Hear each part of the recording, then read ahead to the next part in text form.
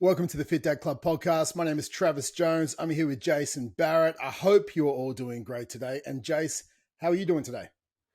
Doing better. We've recovered from a family flu. It's a fun family activity for all ages. You get to stay up together and blow your nose and cough and lay in bed. Although we don't have a young enough girl who wants to lay in bed and watch cartoons yet, which is sad. She wants to get up and play. Not ideal. What about you, Trav? How you going? I'm good, man. I'm good. It's like -4 degrees here today in Tasmania. It's the first day of winter. And I'm like, oh my gosh. Happy first pinch and a punch for everyone out there. You're probably listening to this on like the 4th, but just take you back, pinch and a punch. Yeah, exactly, mate. I was just like, wow, -4 it feels like, and it's pissing down with rain, and the wind is wild. So we're going to go for a run this afternoon. I'll probably end up, I don't know, freezing. So if I don't ever do another podcast, guys, it was good knowing you. This is released in memoriam of the frozen block of ice. You'll thaw out in the spring. It's all good. Exactly. Today, guys, we're going to be talking about some quotes that changed our life and also what they mean. So I think all of us have heard quotes and go, wow, that was inspiring, or that was motivating, or it gave us some form of direction, and it's good. And I have a list of these quotes. I think if you can go and create your own list of quotes that can direct you in times of need or inspiration or motivation or discipline or whatever is needed at the time, if you can have a quote that inspires you to move forward in the path instead of sitting in safety or whatever it is that you do, it's great to have these quotes. So listen today, guys. If you like a quote, you can write it down and you can create your own list of quotes that you can put next to your laptop. You can put it as the home screen of your phone. You can do whatever you want with it. I don't mind, because it is your life. But these definitely helped us, and we'll go through them and have a few chats along the way, guys. So strap in, guys. Take some notes if you can, and we'll get started. And I think one of the big ones that I love, okay, and it was from Christine Miller. It's like, at any given moment, you have the power to say, this is not how the story is going to end. I think that's the biggest thing, right? Like, I don't care what you're going through. I don't care how down you feel you are. You have the power to say that this story is just not how it's going to end. I don't care if you're 30 kilos overweight. I don't care if you're divorced. I don't care if you've lost your job. It's like, it's not the end of the story. And I think this is a big thing. Like, we have to understand that our life is simply a novel, okay? And each day is a page. So every single day we wake up, and it is a page of our life. And inside that novel that you're writing, that is the moment of your birth until your death, you're going to have chapters, and not every chapter is going to be this amazing, transformational chapter that the world gave you everything you possibly wanted. Because if that was that, we wouldn't actually appreciate the great, because we never knew what was bad. But we also have to go through the hard shit, okay, to become the person that we're supposed to become. We can't let these shitty moments define us. We can't sit in the mud and go, oh, well, and become the victim. We have to go, well, no, this is not how the story is going to end. And it's up to me to write the next day, to write the next chapter. And if we look at any true novel like your life, we always love watching the hero's journey. Okay, if someone was just like killing it every single day and there was never no down days and they weren't an underdog and they didn't have to overcome any type of challenge, then that'd be a pretty fucking boring book to read. You turn the next, oh, he won again. He won again. Oh, yep, he kept winning. It's like, it's a boring book. You know what? The book that you want to read? You want to read the book like Rocky, the movie, right? You want to see someone get knocked out. You want to see someone go through the shit. They learn some powerful lessons, and they even though people counted them out, they stepped up. They believed in themselves. They overcome the obstacle, and that is the hero's journey. That is how you become who you're supposed to become on this planet, is overcoming all the shit that's in front of you, and you still keep going forward, and then you get to the victory. And in reality, the victory was that journey from overcoming the shit to achieving the goal that you're after. And I think that is a big thing. Yeah, it's not. No, we're not saying that you should go out there and everything's going well. I'm going to turn my life into shit so I can overcome something. That's not the vibe. But I think it's a really powerful quote to remind people, like, because the biggest thing with like depression and suicide and all these things come from a sense of hopelessness, and it comes from a sense of there's no light at the end of the tunnel, so I might as well just give up.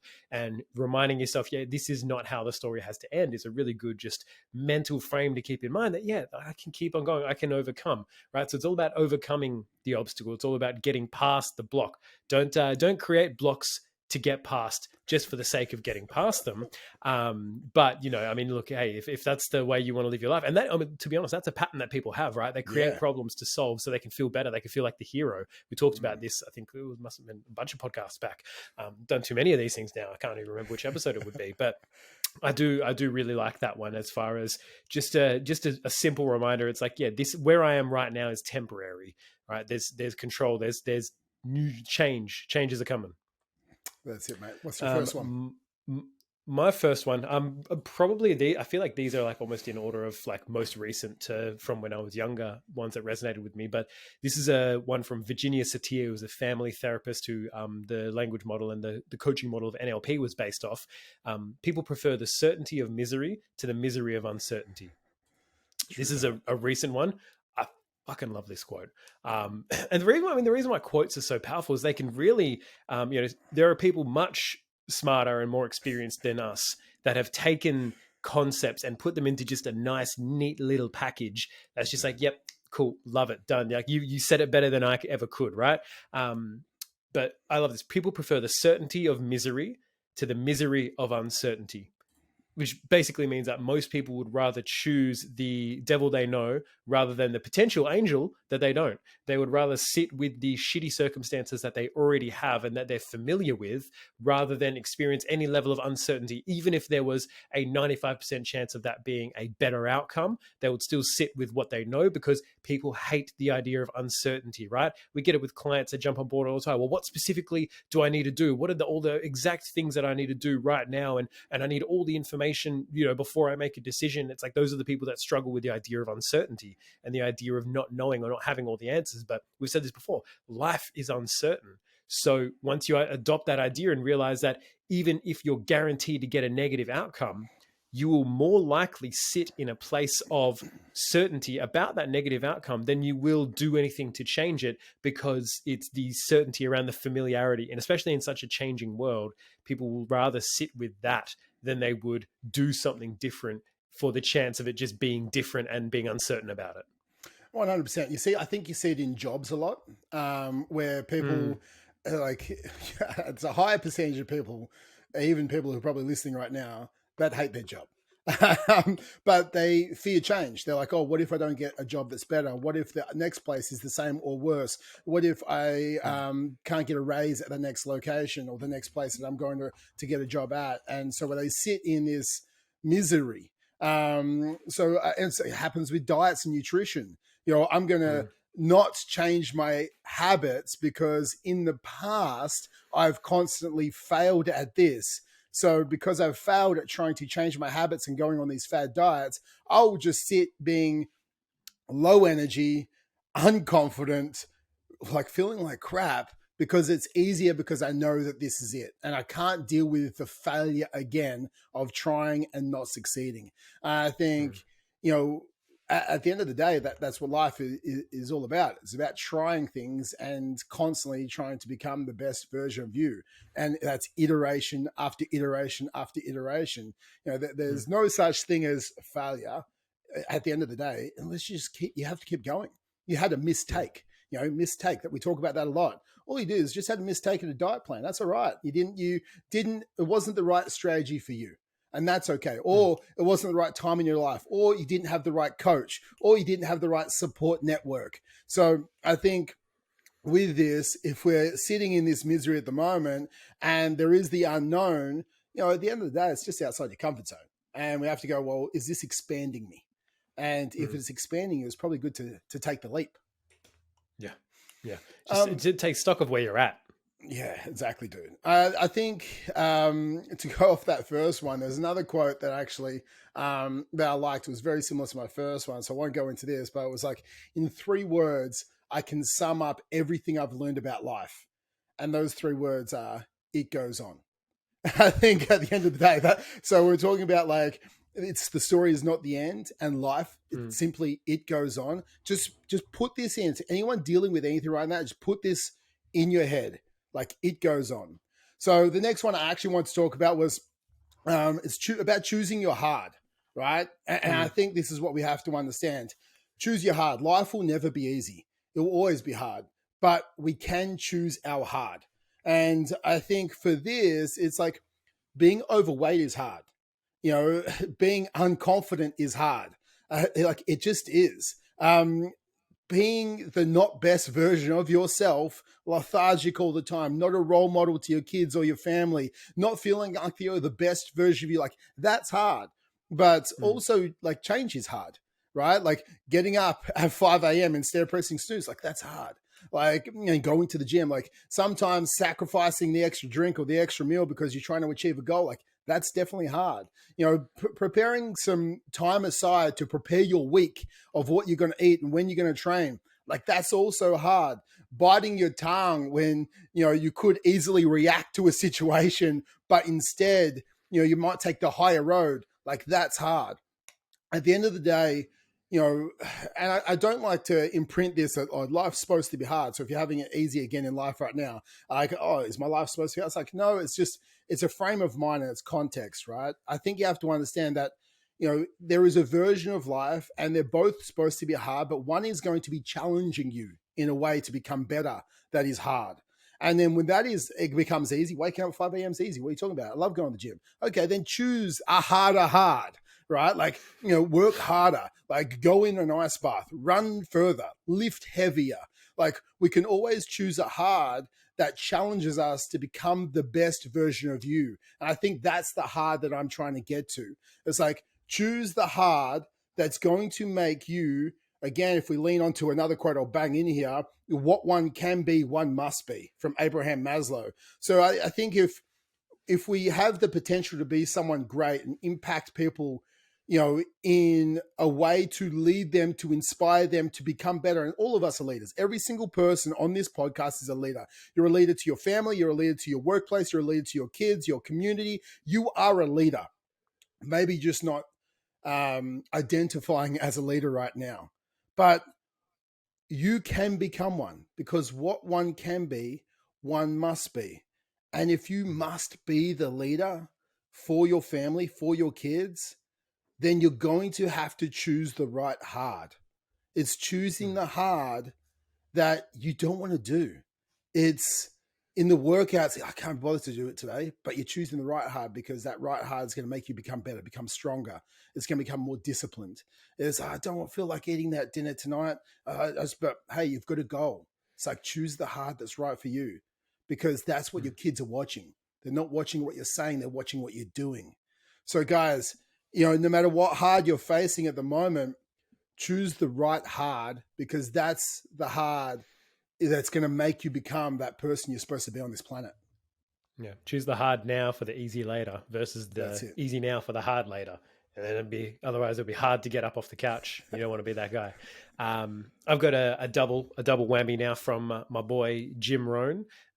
Probably one of the biggest, like, formative, like, motivational, inspirational speakers from, like, the early parts of my life, even though I only started listening to him after he died. So some people might have known about him a little bit earlier, but 2 quotes that are kind of tie in together for me. For things to change for you, you have to change. For things to get better for you, you have to get better. That one just, I was like, fucking, it's obvious, right? It's like, no shit. But just the way he says it, he's got this southern drawl that I absolutely love. If no one's listened to Jim Rohn before, I highly recommend it. Just his voice is soothing. He's like just a grandpa that will tell you, oh, everything's going to be all right. But my other one, don't wish it was easier, wish you were better. Don't wish for less problems, wish for more skills. Don't wish for less challenge, wish for more wisdom. And I think that is a mindset that a lot of people are in at the moment, which is, I wish the interest rates would go down. I wish that the problems would go away. I wish that food was cheaper and easier to prepare. I wish that, the gym wasn't so crowded. I wish that, all of these things. It's like they're trying to wish for the problems to go away rather than wishing that they would be the person that can rise to that occasion. It's like, what skills do I need? What do I need to develop in order to become the best version of myself? I need more wisdom. I need more skills, right? I want to be better. And it's not out of I wish I was better. I'm just not good, and just being all depresso about it. It's about saying, you know what? I want to be better. I need to be better in order for these circumstances to get better. Right, rather than saying I wish the life was easier, because you got two things going on. One of them you can control, which is your level of effort and your level of response. The other one is life and the circumstances. Right, unless you're fucking working at the RBA, you're not dictating interest rates, right? Unless you're working, you're the head of Woolies, you're not dictating the supply chain issues and the markups on food, or you're not, unless you're working at the gym, you're not the yep, this is a newbie hour from 4:30 to 5:30. No one else is allowed in except for complete newbies. And like, unfortunately, that doesn't happen. So you've got to take ownership of where you're at and say, I don't wish it was easier. I'm just going to wish that I was better. I'm going to work on becoming better in order to overcome these things. So I love Jim Rohn. He just puts it in such a good way. He does. And I think if you can look at that quote and go, well, at the moment, again, a lot of this is taking stock. And I think I love when we're looking at this, it's like getting ourselves from 1 to 10. Well, okay, if I need more skills, right? If things are hard, I need more skills. And it's going, okay, well, where do I need more skills? I really suck at nutrition.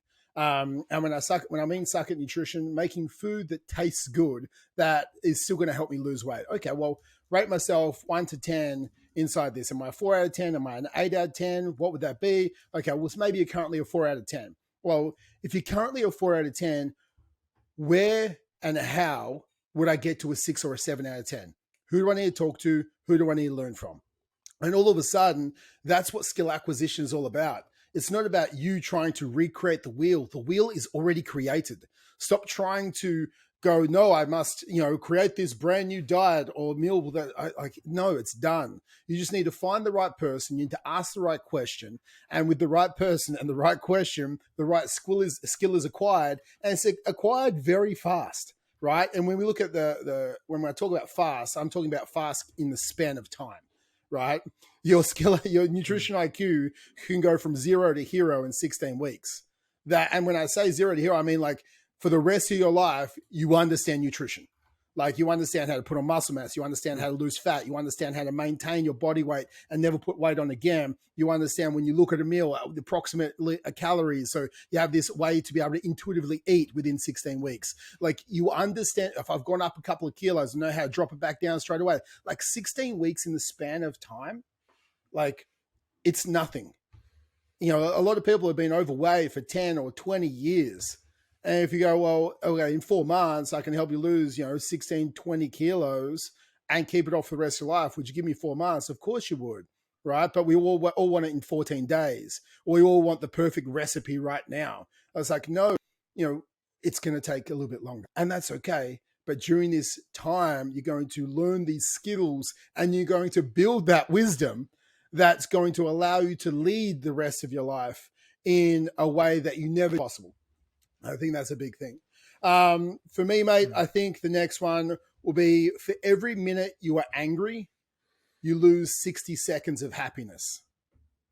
And that was from Ralph Waldo Emerson. It's like, I think I was a very frustrated person and somewhat kind of a bit more on the aggressive side of things for a long time. I was like, just a lot of testosterone in my 20s. And I'll blame it on that. I think it's like, the stimulus and response, and we'll talk about that quote later, but it was very banged up together. And I was allowing problems to carry over into all these different aspects of my life. And I allowed a lot of my life to be lived through frustration. I'm a very happy guy, right? But a lot of it was, I was a frustrated person. And it got to a point where I was like, I've got it tattooed on my hand, right? Like I've got, you can see it's like, more Vincent Omnia, right? Love conquers all. And I think for me, that's the biggest thing. It's like, I don't want to waste a minute of my life being angry. I want, nearly every 60 seconds to be happy. And we talked about this last week. It doesn't mean you're an emotionist. You're not stoic. You can feel emotion, but we don't wallow in that negative emotion that normally leads to negative outcomes and negative activities afterwards. We feel it. We let ourselves feel it. We let ourselves sit into it for a second. And then we say, like, can't fix it, can't change it. And we move on. And I think so many people sit in that anger for minute after minute after minute, for days, for weeks, some people for years. And it's like, no, like, you're losing happiness for every minute. Like, you're sitting in that anger, you're losing that 60 seconds of happiness. I think time's too precious and life's too short to spend time not being happy for all those around you.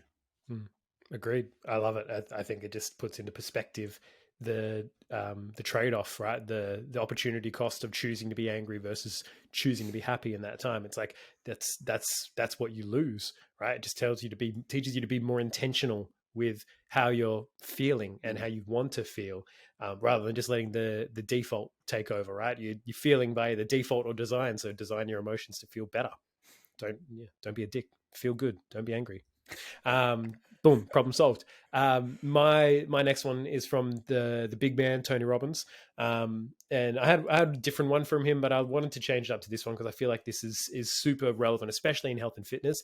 It's never a question of resources, and it's always a question of resourcefulness, right? It's thrown around a couple of different ways, right? Resourcefulness is the ultimate resource, like he says, all sorts of things, but ultimately it comes down to, it's not about the resources that you have, it's about how resourceful are you willing to be, and that being the ultimate resource that you can pull from. Too many people complain about, I don't have, Trav did this video with special high protein bread. I don't have that bread in my town, so I can't lose fat. No, fucking bro, you can. Just have half a slice of normal bread, you're good. But, what if you could do something about it? What can you do with what you've got in this moment now? What have you got the capacity to actually act on? And you'll be surprised at the resources that you'll find when you're forced to be resourceful, right? If someone came to you and said, next week you need to give me 50 grand, otherwise I'm going to kill your family, right? Fucking whoa. You'll be surprised. You might not have 50 grand, but you'll be surprised that with that level of motivation, how resourceful you will fucking be.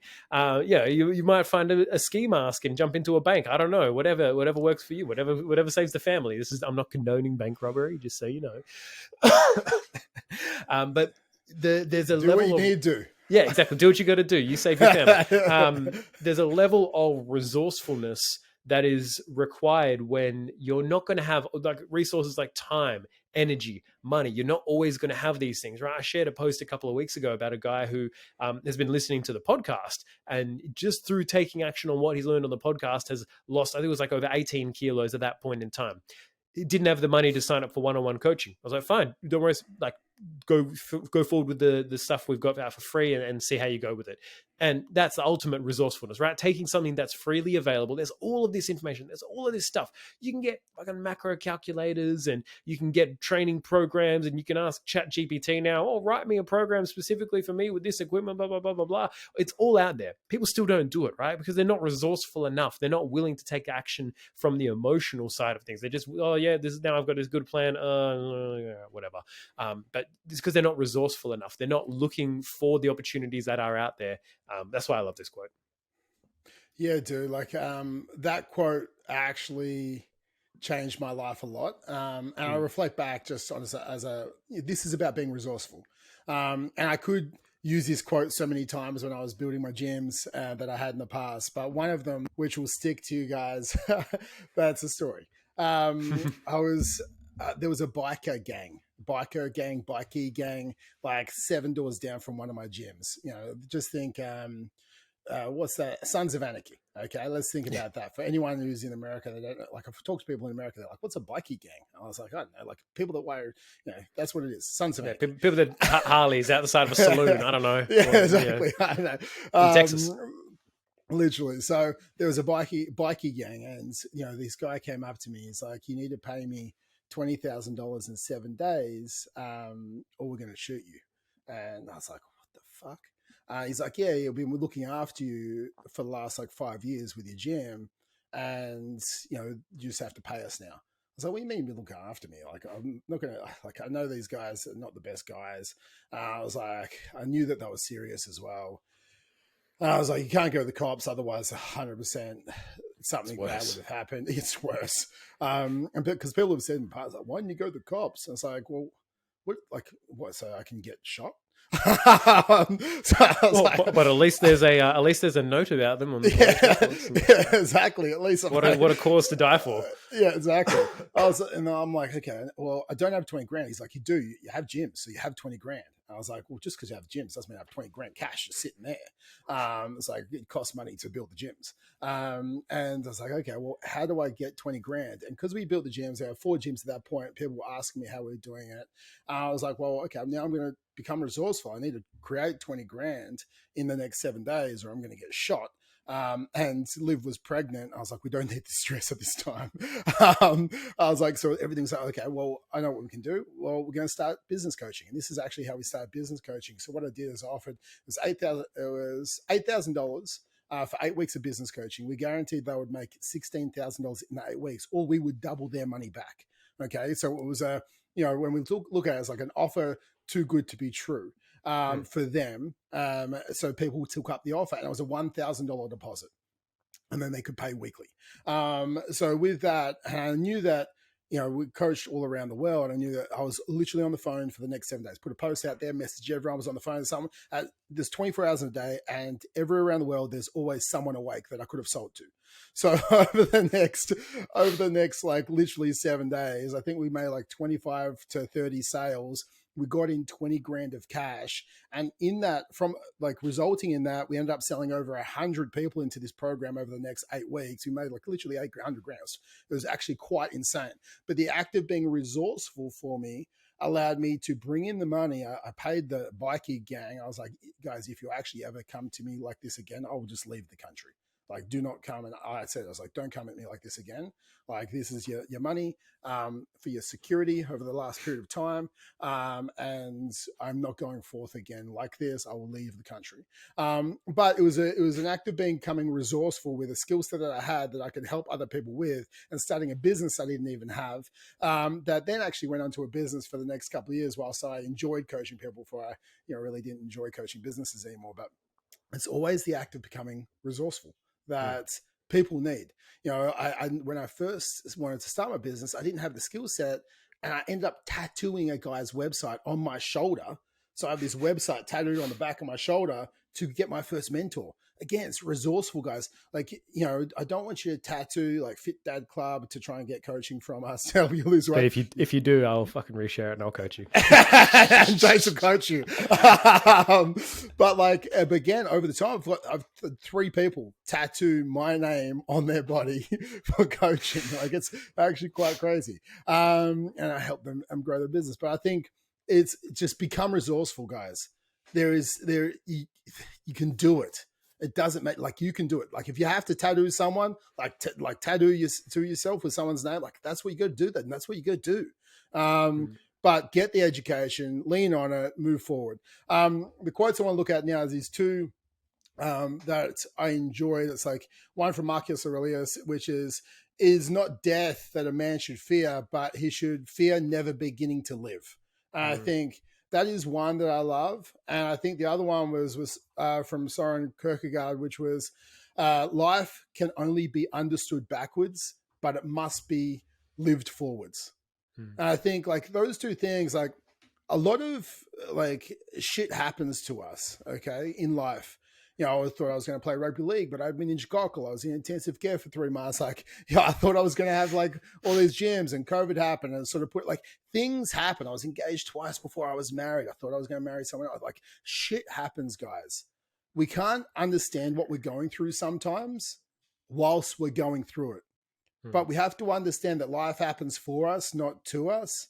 And what you're currently going through, you'll understand in a year's time or 2 years' time or 3 years' time. You'll look back and go, Well, I understand why that happens, because if I understand that everything's happening for me, it's taking to me a point to learn, to grow, to become who I'm supposed to be. Again, what one can be, one must be. It's growing me. It's giving me the challenge that I need now to become the man I am supposed to become. So if we're living Mm. it forwards and we're meeting these challenges, then we can't just become like an NPC, right? I think when we're looking at like a non-player character, right? And that's the whole For all the thing. people who don't understand video games, Yeah, exactly. Like, because like a lot of people, I believe, are living life as an NPC, right? Like a non-player character. They're just like in the background. And I think that's what Marcus Aurelius was getting at. mm. It's like, don't be an NPC. It was just Yeah, ahead of his time. yeah, Because way ahead of his time. it's not about fearing death. It's about fearing not truly creating impact, not truly, being the role model for your family, not truly giving, not truly contributing, and, leaving your mark that, the world was just a little bit sweeter, a little bit greater because you were actually here. And it can only be a little bit sweeter, a little bit greater if you actually begin to live. And I think that's such a crucial thing that we all need to understand. Yeah, agreed. It's like I think the other version of it is, yeah, every man dies, but not every man truly lives, Yeah. and that is something to, like, I know there's some deepness in. Oh, I thought I was going to get some fucking nutrition tips. This there's some deepness in this, in reflecting on, well, yeah, well, what kind of person do I want to be? How do I want to live? And then it's like, oh, I don't want to spend my life, in the gym. That's not where I want to, be. That's not living for me. It's like, well, that is a vehicle to allow you to live your best life, to allow you to truly experience vibrancy and vitality, right? Same thing with your nutrition. If you've got those things dialed in, then imagine waking up and not feeling tired and not having lower back pain and being able to run around after your kids and get down and get up and, live, really, really live and enjoy the moments that life has. And it's just about reflecting, well, what are those moments for me? What is the life that again, this is all about. A lot of this comes back to sort of like intention. Like, what is the life I want to cultivate? What is the life I want to live? And then what are the steps that are going to get me there? And just got to start walking that. It's like, otherwise you'll never have the life that you want. Um, I think Jocko Willink says it best, where it's like discipline equals freedom, right? yeah, yeah. So if we think about it, so simple, discipline equals freedom. Well, yeah, the discipline to go to the gym gives you the freedom to move without pain, gives you the freedom of Mm, energy. It gives you the freedom of confidence. Like the discipline to follow a nutrition plan for a period of time gives you the freedom to understand food better, to make choices, to maintain a healthy weight. It gives you so much freedom. So, the discipline of finances allows you to buy a house. The mm, discipline of being faithful allows you to have a prolonged marriage, or discipline to not react at every conversation or argument gives you then the freedom of a healthy long marriage, right? Like, I think mm, with this, like, all these disciplines, they're important because it gives you the freedom to have the things you actually want. But without mm, discipline, there is no freedom, because now you're trapped in arguments. You're trapped in a body. You're trapped in a job. You're trapped in a house. You don't like it. You're trapped. So don't mm, think that going to the gym, oh, I don't want to do that. Oh, it's like, no, like, you want to do that because that gives you the freedom, right? mm, It's the other way around. You have to flip it on its head. It's not that I have to go. mm. I want to go to the gym because it gives me the freedom to live on this earth for longer and see my grandkids and my great grandkids if I can. I think Mm. it's so crucial. Discipline equals freedom. Yeah, and if that doesn't do it, then you want to win every battle of my dad can beat up your dad. It's like, don't actually Exactly. be good at fighting. Just look like you can. Just look muscular. That's my goal. um, Indeed. Touching on the communication and that side of things, I got two in the communication space. I used to do a lot of teaching in the communication space. The first one is from Fiona Campbell, and it's been changed a little bit, but the meaning of the communication is the response that you get. We used to teach it as the meaning of the communication is the response it elicits. Basically, whatever you're communicating to someone, their response dictates the meaning of your communication. We get so caught up in our head of, oh, that's not what I meant, but that's how they took it. And Mm. this is another level of extreme ownership, and ownership of your word and your sort of everything that you do. If you can take ownership of, my intention was to compliment, oh, I told my wife, you look lovely today. And then she got pissed off at me. Well, why do I only look lovely today? Did I not look lovely yesterday? You only think I look lovely when I put makeup on, right? And then it becomes a fucking argument. Well done. Good job.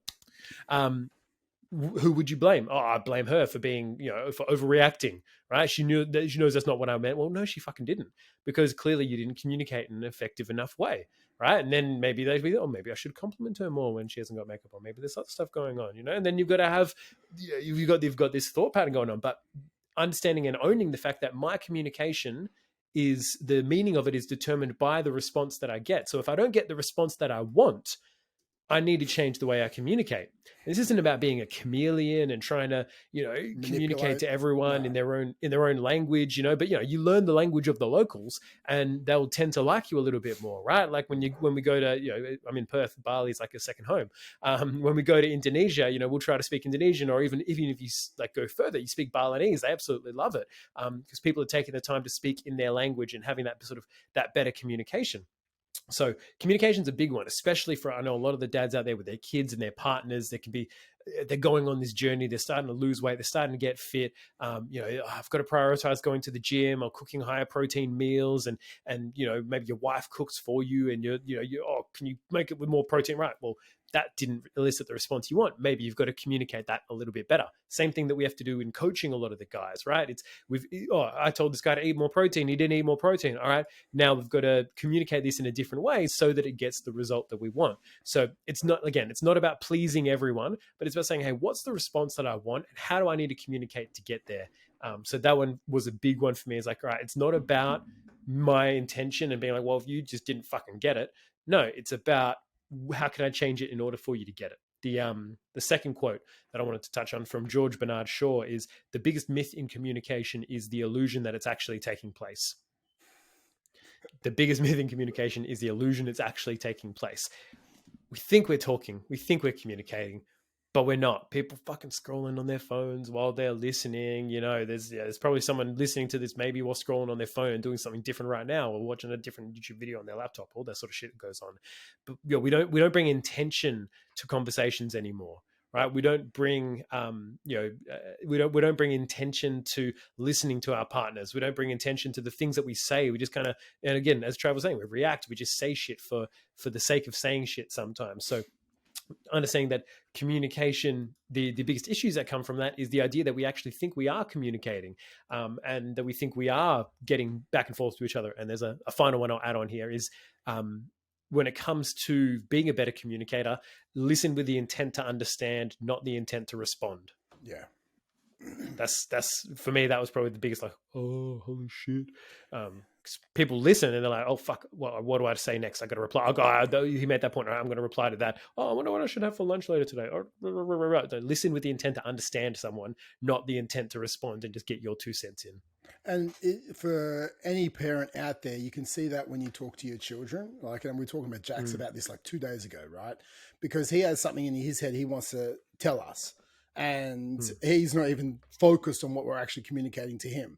So we're trying to talk to him about something, and then he ends up kind of saying yes, and it's not even a yes answer, and then starts telling us about something else. I was like, we're trying to explain to him, it's like, if you have something you want to say, sometimes you can say, can you hold on 1 second? I just need to write it down, just so you can actively listen to the person. Because like with kids, like things come in and out of their head and drops. And he's like, oh, I forgot what I was going to say, Dad. Because I'm like, what you want to say is important. So I'll pause what I'm going to say so you can write that down, or you can make a note. Hey, Dad, can I talk about this when you're done? So I can remind him. And then he can actually be fully present with me in the moment. But again, if we come back to that before, like, remember, guys, this is all about being the best version of us. That's literally what this podcast is about. It's being the healthiest version of us, which then will then roll on to the best version of us in all aspects of our life. Because if we're healthier, we are more patient, we are more confident, we are a better role model, we are more financially successful, because discipline then also just seeps into all aspects of our life. The amount of guys who have had job raises over the last couple of years with coaching is astronomical from changing their life. So I think if we look at it, guys, remember, kids listen to what we do, not what we say.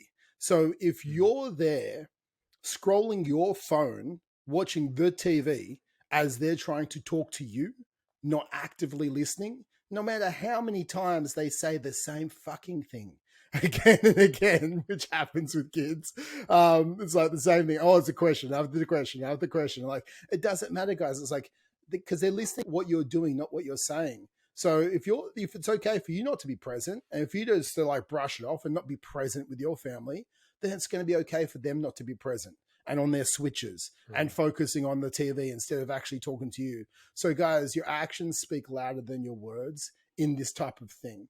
And remember, it's not just you in this moment that you are trying to be present for, but it's for the leadership side of things, because you're leading your family every single moment of the day, and your kids will start to model your behaviors. So that's a big reason why you need to be present as well.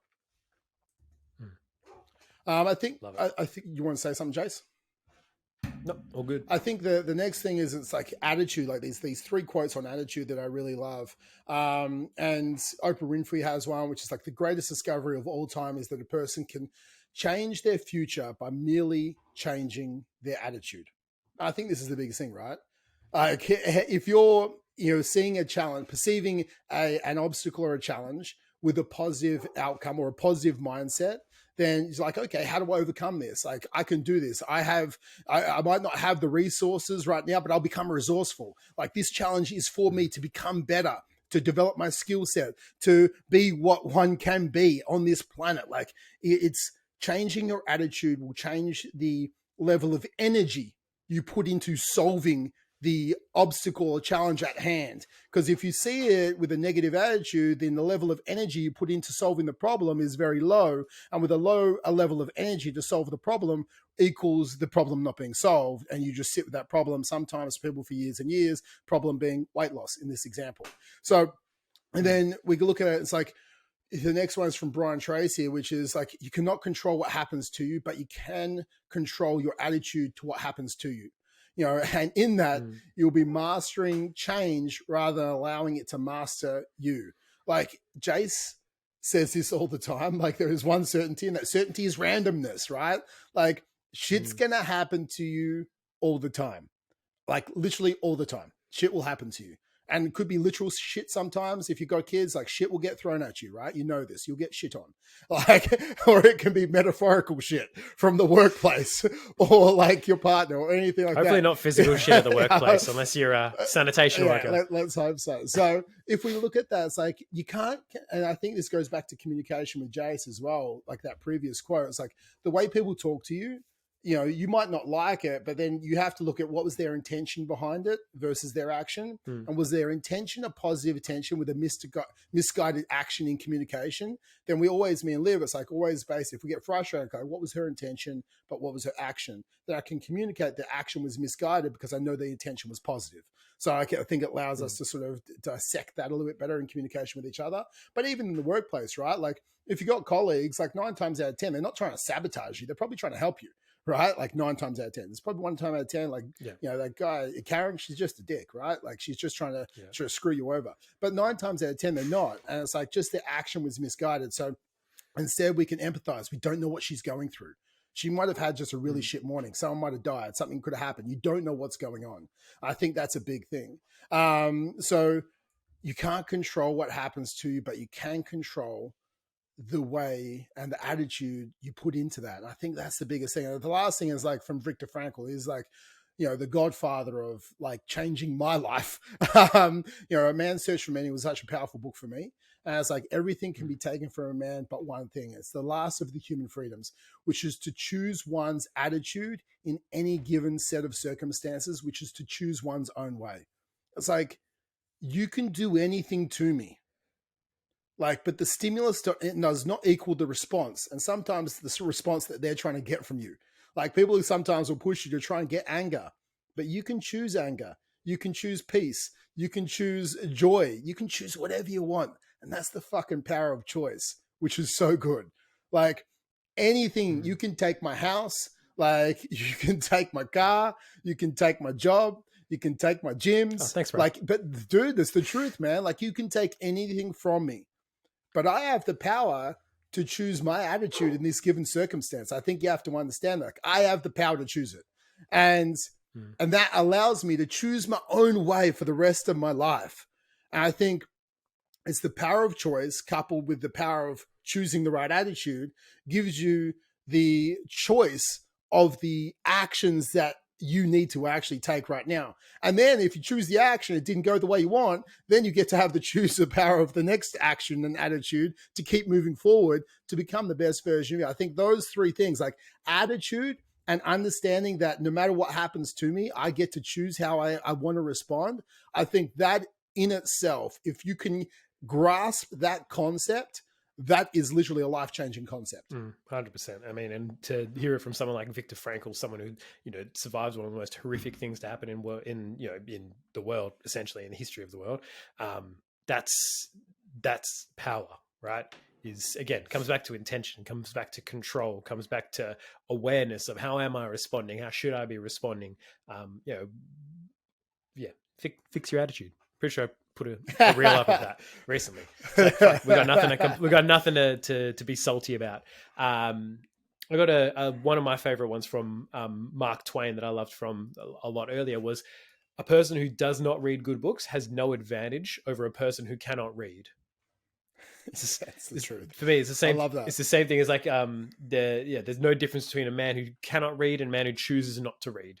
And it goes beyond just reading, right? There's no difference between someone who chooses not to walk and someone who can't walk. There's no difference between someone who chooses not to go to the gym or chooses not to eat healthy and someone who can't eat healthy. You know, there's people on like food rations and they've got 99 cents and the only thing that they can buy that has any kind of sustenance in it, you know, they can't go to the shops, whatever, you know, is a cheeseburger. That's all that if you've got the opportunity, this is very similar to what a man can become, he must become, right?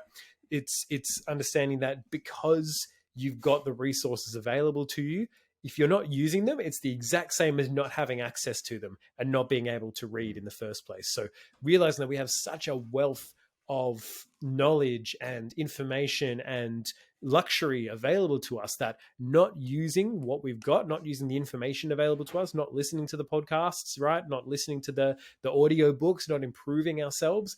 By not doing those things, we're the exact same as someone who has absolutely no access to those things. But you know, people will often, they'll dabble in them. Oh yeah, you know, I can, or I will listen to them eventually. It's like, fuck it. No, you might as well be illiterate, right? The amount of books that you read, or the amount of, again, it's not just about books, but the amount of knowledge that you consume in order to improve yourself, the amount of work that you do on yourself. If that's sitting at a zero, you might as well just not be able to improve yourself at all. You might as well have been born, you know, dumb, deaf, and blind or something. But this one always really resonated with me. Mate, 100%. I got nothing to add to that, but it's the truth, right? Like it's a good one. Yeah. One I like about Abraham Maslow is like in any given moment, we have two options: to step forward into growth or step back into safety. And this is actually one I reflect on a lot.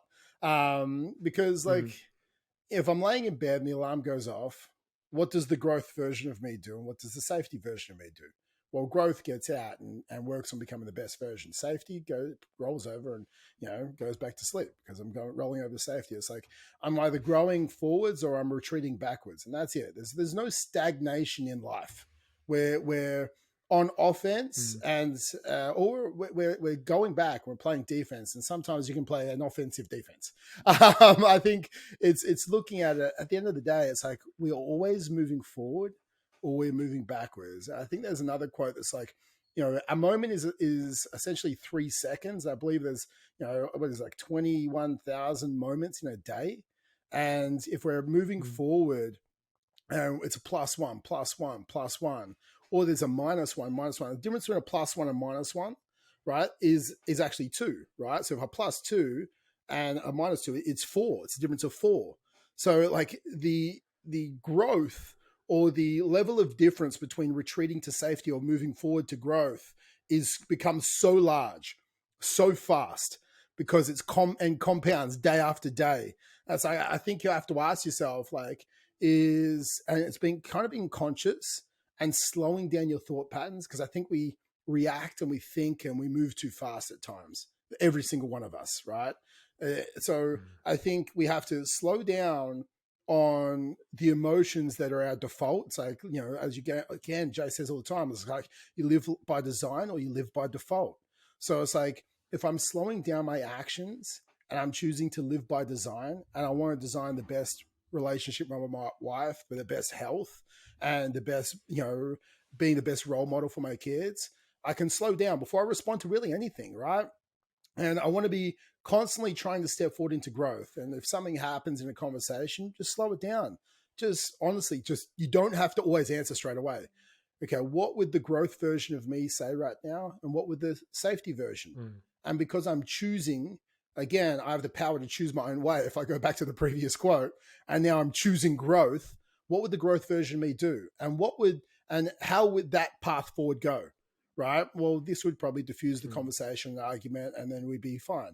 Okay. Safety, or, you know, going negative. Okay. What would I say then? What's the next 2 hours of that look like? Fucking hell. Okay. It's like, choose growth. All right. Choose growth every time. Choose growth every time. But I think it's just understanding that it's like, we're either moving forward to growth or retreating to safety. And to do that, you need conscious awareness of that, and to be present, as you said before, Jace, and to expand the gap between stimulus and response, to choose one's own way. I think that's huge. Have you seen Hacksaw Ridge? No. The movie? Oh, highly recommend it. Highly recommend it. That's probably to me the definition, because I watched it. I showed Lauren. We had a movie night the other night, and we watched Hacksaw Ridge, which is it's from 2016. It's a true story about what is the word? He was a conscientious objector to World War II, but he wanted to serve, and he wanted to be a medic, but he didn't want to use a gun. He didn't want to sort of take a life, and it's a beautiful story. He ends up basically probably spoil the movie for you if you haven't want to watch it, but it's a true story where he saves. He ends up being up on this ridge that they're trying to take from the Japanese, and he ends up saving 75 people's lives. Oh, I have seen that, dude. It's an amazing movie. Such a good movie, and that's the definition of stepping forward into, stepping forward beyond growth, right? And there's a sort of interviews with him afterwards from earlier in the 2010s, and he's like, I just kept praying to the Lord, Lord, just, you know, let me save one more, let me save one more. He kept going, he saved 75 fucking people, and I was just like, oh God, like to have 10% of that guy's conviction and commitment to just doing what needed to be done instead of retreating into safety, fucking you'd live in the most amazing life possible, right? So that was just a reminder that came to me. It's like, fuck, that's a really good example of just moving forward into growth. I love that. Oh mate, it honestly was such a good movie, and it's like he just kept lowering people off the cliff down. Yeah. It was honestly, there's another one. No, literally, as DJ Khaled. He should have just been playing that in the background, and he's just lowering people down the cliff. He even lowered a couple of Japanese. It was just like, honestly, kept going. Honestly, like, growth all day long. Yeah, all day long. Do you have one you want to share? This is the last one I've got on my list. It's probably it's a little bit less mental, spiritual, emotional. Probably it's more practical. I love it. It's a quote from Alan Aragon, who's a researcher in the nutrition space. He's been doing this for quite a while. He's got some really good stuff. He used to do like a research review. I think he still does it, but he does. It's a quote about food. Every meal is a short-term investment in how you feel, a medium-term investment in how you look, and a long-term investment in your freedom from disease. I like this quote specifically because it just forces you to think about the impact of every meal that you eat, and the determiner, what determines what you're going to. I speak English good. Follow me for more communication tips. The factor that determines, or what choice am I going to make right now? Am I focused on the way that I look? Am I focused on my freedom from disease? Am I focused on how I'm going to feel? Right? For some people, they're like, oh, you know what? I really enjoy this, this pizza. I'm going to have this pizza with my family. This is how I'm going to feel. I know it's going to have impact on how I look. I know it's going to have a greater impact on my freedom from disease. This is the reason I'm going to choose this meal. Having those three lenses to look through your life and through your meals with, and to be like, well, what am I eating for right now? Am I eating for the short term, the midterm, or the long term? And again, this comes back to the things we talk about all the time, but for me, it's just a really good grounder in why am I choosing to eat this, or why am I making this choice, especially with my meal right now. And you could say this for a number of different areas. You could just extrapolate this out to finances, right? Every purchase you make, it has short-term, mid-term, and long-term ramifications, right? When we bought an espresso coffee maker, that was a short-term, it was a drop. It was a short-term investment. Oh yeah, dopamine. Oh, we got one. It was a long-term investment in saving money, because it ended up saving us so much money from walking to the shops and buying coffees, because who the fuck wants instant coffee, right? I mean, look, if you're an instant coffee person, you Not do me. you, but no, I'm a bougie bitch. I've got to be. But I just really like this one from the practicality of looking at your meals and the impacts that they're going to have on your life, and just being real with yourself as to what those are. Dude, love it. I think the next three I want to share was from James Clear. Pretty much all a very similar pathway, because it's all habits related. And I think our life, to quote this, right, it's like the trajectory of life bends in the direction of your habits, right? So if your life is not headed on the trajectory that you want right now, that's because of the habits that you have. And that's the habits being the people you hang out with, the habits around where you're spending your time, the habits, like everything, right? Where you're investing your money. If it's investing more on alcohol than it is on your education, well, your trajectory, where is it going, right? I think you have to understand that if you're not happy with your trajectory, like, you got to own that. And you're not going in the right direction because you've chose not to go in the right direction. I think ownership is a crucial thing. So to move forward in life, we must own where we currently are. And that means you need to change your habits. And if you change our habits, we change our trajectory. So then if we're looking at our habits, the next quote was around from here. It's like, every action you take is a vote in the person you wish to become. And it's the same thing as what you were just saying there with Alan Aragon, right? It's like, you can sit there and you can look at your lunch right now. You can look at your dinner. You can look at what you're drinking, whatever it is, right? It's like, is this a vote towards the person I want to become right now? Is this a vote in the trajectory that my life wants to go? It's like, yes or no. It's black or white. It's not fucking gray. Like, too many people are acting as if it's gray decisions. It's not gray, man. Like, there's no gray. It is either black or it is white. Okay. Did you train or did you not? Are you pregnant or you're not? Right. There's no half pregnant, dude. There's no such thing. I think it reminds me of there's a thing where you don't pick a 7 out of 10. It's like 7's like Switzerland. It's like if someone asks you to rate something from 1 to 10, they're 7, and it's just like it's either a 6 or it's an 8, right? You either got to hurt someone's feelings a little bit, or you're giving them the compliment. It's like, go in or out. Don't pussyfoot. There's no in between. I think we have to understand that. It's like, is this action moving me forward? Am I going forward into growth, or am I retreating to safety?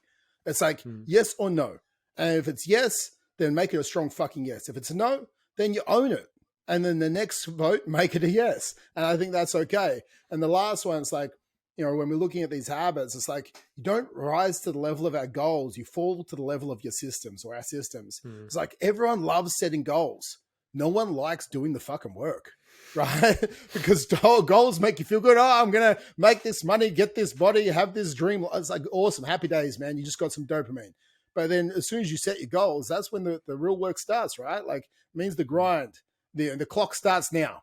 Press start on the stopwatch. Let's wait a year, right? I think it's just like, now we get to grind. Now we get to vote, and we get to vote daily. And then all of a sudden, over the year, as we vote daily for the person we want to become, our trajectory of our life bends, right? And all of a sudden, we start getting this compounding effect, adding up. And all of a sudden, the habits aren't hard, because we chose, we go back earlier in the thing. It's like, we chose the hard now for it to be easy later, right? Like, we talked about this. All of these quotes come together, guys. You have to understand this, because this is what personal growth is. It's all one, just spreading out in this like different little sort of mind map. And the last thing I did want to say today is, and this is for everyone right out there, to the man who only has a hammer, everything he encounters begins to look like a nail. And that was from Abraham Maslow as well. So it's like, if you only have a hammer and like everything's going to look like a nail. Oh, we need to lose weight. Keto. Why? Oh, because that's what I know. Okay. Well, no. That's the hammer I got. That's the hammer you have. It's like, let's get a couple more fucking tools on this tool belt, dude. Like, you need more tools, because the hammer isn't the right fit. It could be keto. Like it could be low carb, it could be paleo, it could be carnivore, it could be flexible dieting, it could be the fucking burger diet, it could be intermittent fasting to help reduce the calories, it could be a 5-2. I don't care what it is, but you can't have only a hammer, because that hammer is going to punch a hole through your fucking wall, right? And it's not going to get you the result that you're looking for, right? It's just not. And if all you have is HIIT-based cardio, all you have is running, right? All you have is just lifting for strength. Like you don't, like, we look at this. If the only way you deal with problems is with full force aggression, like, guys, we need more tools in our belt for emotional mastery. We need more tools in our belt for training and to become the strongest and healthiest and best version of us for an abundance of energy. We need more tools in our belt for nutrition mastery. And we need tools in our belt to, be able to enjoy life more through our mindset. I think it's that perspective and gratitude. So I think if you've got these pillars, which is that mindset and emotions, and we have nutrition, we have training. And I think if we look at these pillars, then we need multiple tools in multiple pillars. And that allows you to go, wow, like I've got a pretty fully fledged tool belt I'm rocking right now to deal with every single nail that I have the right way. I think that is crucial. And that's all about, again, it's about acquiring skill sets, as you talked about before, dude. Again, it comes back to that. Be better. For things to get better, you have to get better. Don't wish for more. Don't wish for less nails. Wish for more tools. Exactly, dude. That's the updated 2023 version of him. But if Jim Rome and Marcus Aurelius was here right now and us saying this is what they actually meant, like, they'd be like, man. Marcus Aurelius wouldn't care. He's ultimate stoic. Is that? Yeah, exactly. Yeah, exactly. Yeah. You cannot change my feelings. Jim Rome's like, would you like to join Herbalife? Oh, guys. Well, that is an hour of us talking about quotes and how they impacted us, and also the meanings from that, guys. I hope you enjoyed this podcast. If you want to get coached, and if you're currently overweight, if you're currently not the best version of you, and if you want to become the best version of you, because what one can be, one must be, then go to fit-dad.club, book in for a call with us. We can talk about where you are, where you want to be, and how to actually close the gap and change the trajectory of your life, one vote at a time, together, because accountability and proximity of someone who can help you is probably the biggest key to success. Now, with that, fit-dad.club. Now, Jace, do people have to do something after this as far as reviewing? Yes, it is a compulsory thing, because what one can do, one must do, which is leave a 5-star rating and review. If you're on Apple or Google or even on YouTube, if you give it a like and a comment, it does really help out the algorithm. I think ratings are probably like the biggest thing that does it. So even if you don't leave a review, just give it the 5 stars, and then that'll sort of bump us forward. Even if you say, these guys talk good about fitness and stuff. Cool. Yeah, boom. Authentic. I love it. But yeah, leave a review if you appreciated it. If you have any questions or any topics that you'd love us to cover, love our perspective on, feel free to drop them in the comments of wherever you're getting this on your particular podcast feed. And we'll speak to you next week about some more juicy topics. All right, guys. Peace out. Have a great week.